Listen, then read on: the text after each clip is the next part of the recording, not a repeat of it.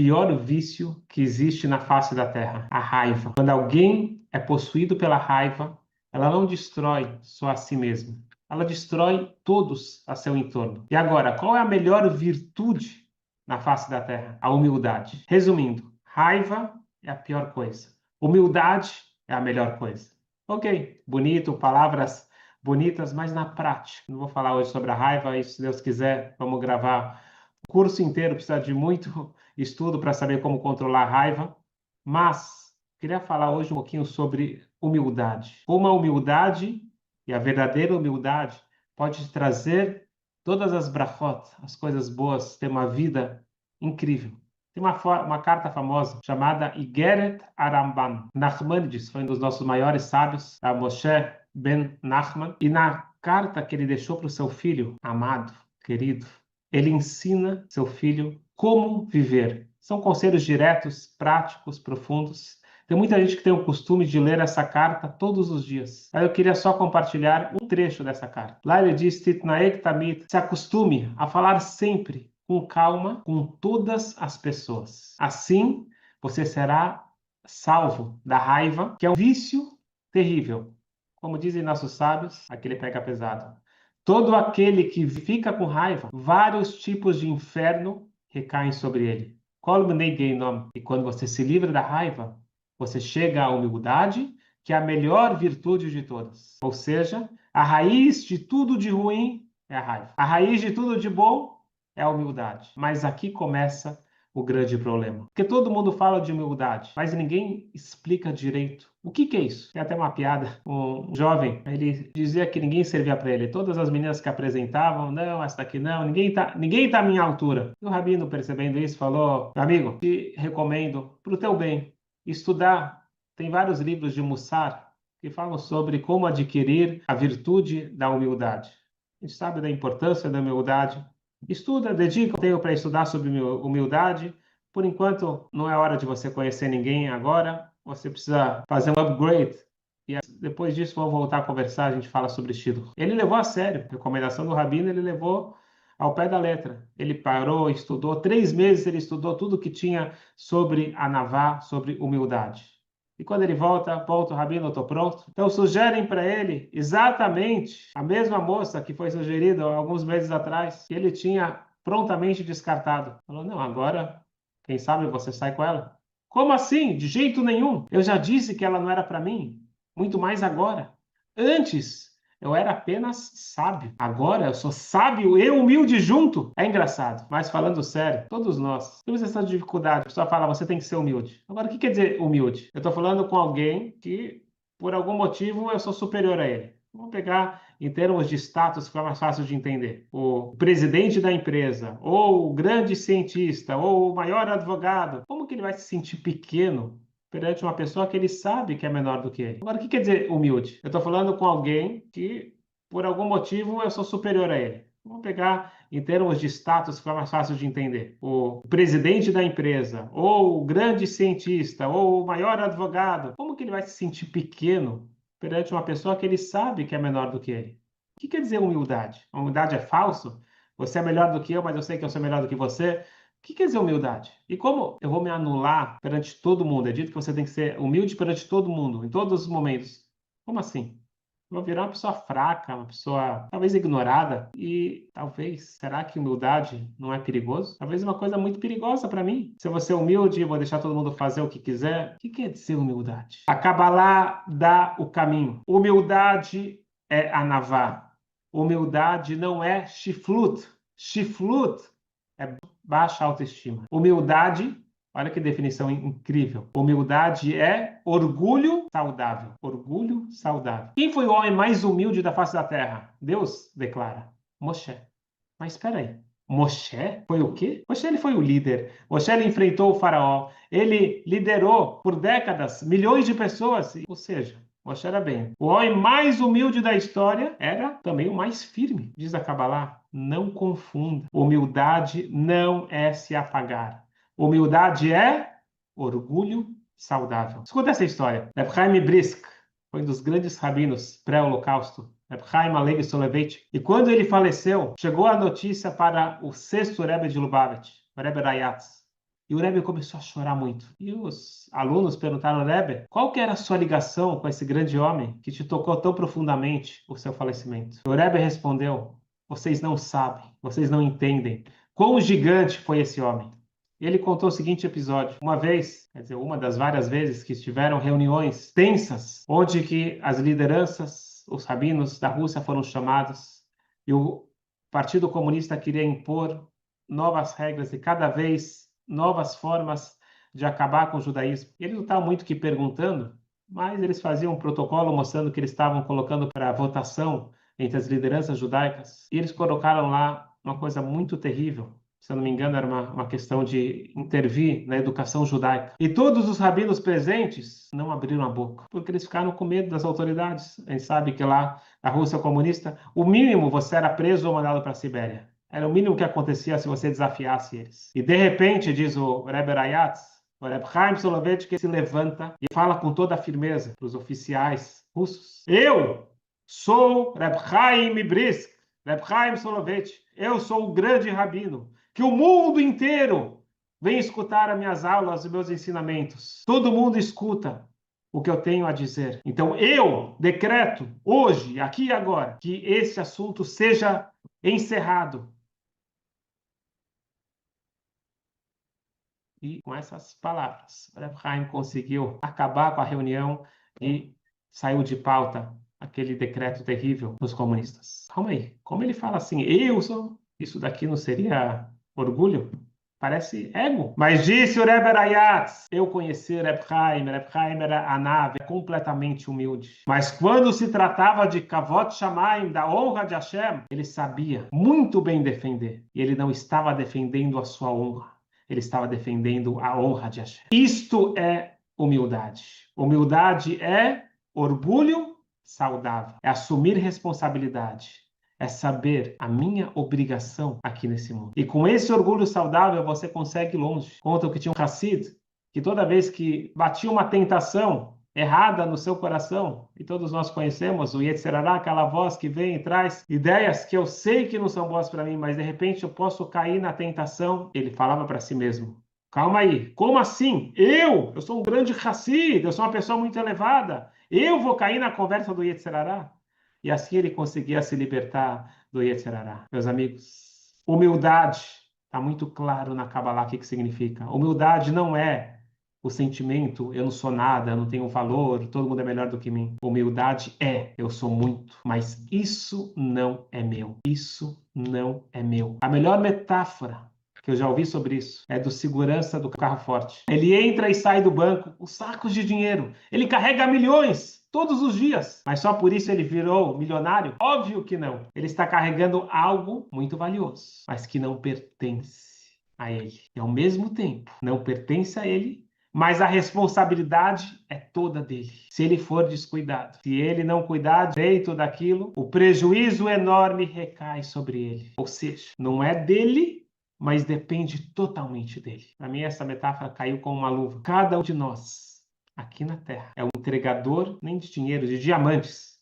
Cada um aqui tem um diamante interno. Ele tem um talento, uma capacidade, ele tem uma força única. Mas lembre bem, isso não é meu. E exatamente por isso, a responsabilidade é toda minha. Este foi o segredo, essa grande sabedoria de Moshe Rabbeinu. Moshe sabia exatamente quem ele era. E por isso, quando precisava se posicionar, ele se posicionava. Mas isso nunca gerou o ego inflado. Pelo contrário, isso gerava consciência. Se Hashem me deu todo esse poder, se Hashem me deu toda essa profecia, toda essa capacidade, eu tenho uma responsabilidade enorme. Quanto esperam de mim? E mais ainda, ele colocava o seguinte raciocínio: talvez outra pessoa que recebesse as mesmas ferramentas, os mesmos dons, tudo que eu recebi, ele faria muito melhor do que eu. E esse raciocínio verdadeiro que ele tinha quebrava todo e qualquer ego e colocava ele no lugar certo. Quando teve lá um episódio que Yoshua, que era o pupilo de Moshe, o sucessor também dele, ele viu que tinha duas pessoas profetizando, Eldad ou Medad. Ele correu, Moshe Rabbeinu, dá um jeito de tirar eles daqui. Isso daqui é uma ameaça para você. Moshe responde, eles estão profetizando?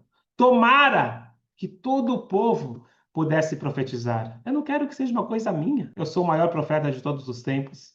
Isso é uma responsabilidade. Eu não quero que seja só meu. Uma coisa maravilhosa poder falar com a Hashem. Tomara que todo mundo pudesse ter isso. Isso é humildade. Ele não queria proteger a minha posição, o meu espaço. Eu não estou aqui para ser o único. Eu estou aqui para cumprir a minha missão. E se mais pessoas puderem ajudar nessa missão, maravilhoso. Uma das histórias dramáticas do Tanakh é a história de Navot. Navot, ele tinha um campo, um vinhedo, que ficava ao lado do palácio do grande rei Ahav. Ahav, que não era das melhores pessoas, ele queria mais e mais, e sempre a grama do vizinho é mais verde. Eu quero comprar o seu campo, mas não está à venda. Mas eu te pago o dobro, te pago o triplo. Eu te troco por uma coisa muito melhor em outro lugar. E o Navot respondeu para ele muito claro: Halil ali, Deus nos livre eu vender isso. Eu nunca vou vender isso. Não trata de dinheiro.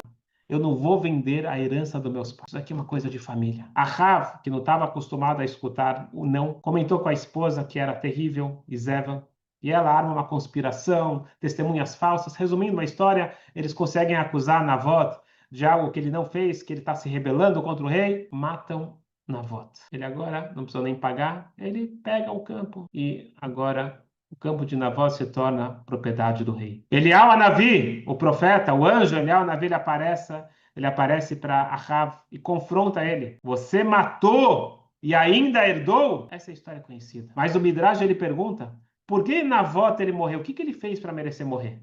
Porque no final das contas, o rei matou ele, então por isso ele morreu. Essa é a explicação lógica. Mas nós sabemos que tudo é guiado por Deus. Algo aconteceu que ele mereceu morrer. O que Navot fez de tão grave? Ele não era uma pessoa ruim. Pelo contrário, ele era uma pessoa incrível. Ele tinha uma voz maravilhosa. E toda vez que eles iam para o templo, tem mitzvah de ir para o templo sagrado 3 vezes por ano, nas 3 grandes festas, todo mundo falava, Navot, por favor, canta pra gente. Ele cantava. E o ambiente ficava outro. Mais um ano, Navot disse, cansei. Chega.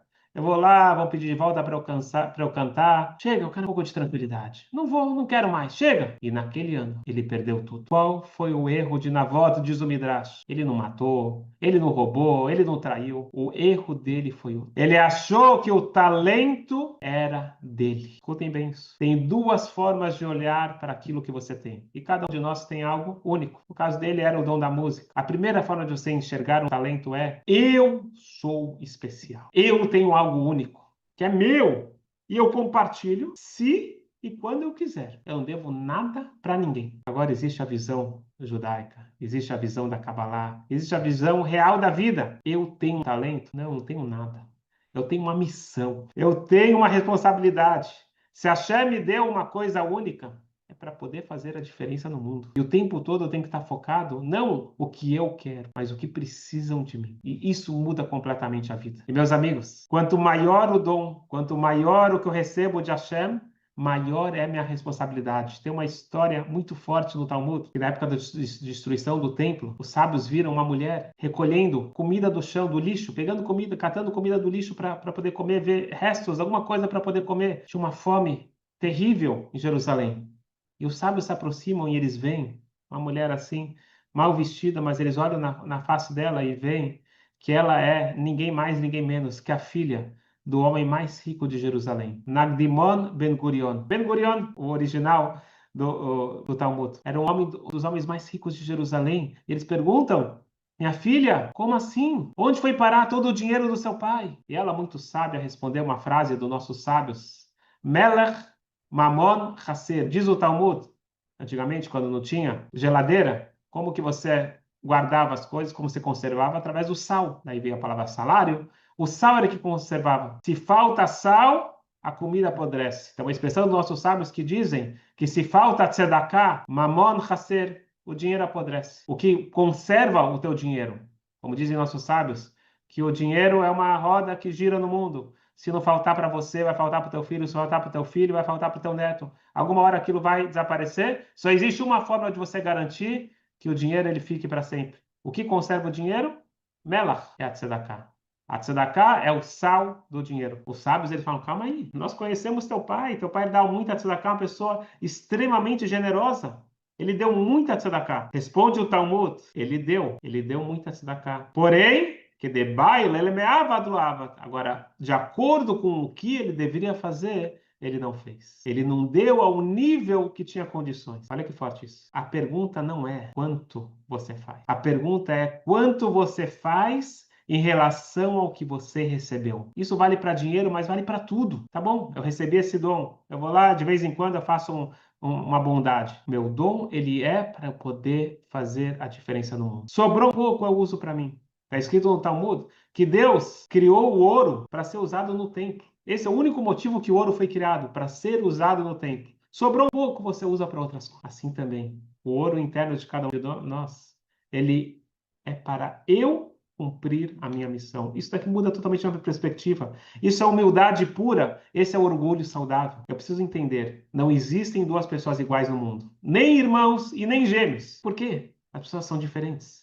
Porque isto é Hashem dizendo, eu escolhi você, você é único, mas ao mesmo tempo lembre, isso não é seu, é um presente. Isso é viver com humildade. E quando você tem humildade, você se livra da raiva, porque a raiva vem do ego. Quando alguém fala uma palavra que eu não gosto, isso dói. Mas a pergunta real é, explodir resolve? Você melhora a sua vida assim? Ou você só repete o mesmo padrão com pessoas diferentes? Porque enquanto você não resolve por dentro, isso volta de novo, e de novo, e de novo. Mas no momento que você quebra esse ciclo, milagres começam a acontecer. Porque você não muda só você, você muda todo o seu entorno. Tem aquela famosa história que aconteceu nos Estados Unidos, no drive-thru, os carros vão passando para pegar a comida. Um deles, por algum motivo, demorou para pegar o pedido, estava demorando. E o que acontece? O pessoal de trás começou a buzinar, e buzinar, e buzinar. O pessoal começa a sair do carro, gritar, e xingar. Quando chegou a vez dele pagar, ele fala para o atendente, eu quero pagar o pedido do cara que está atrás.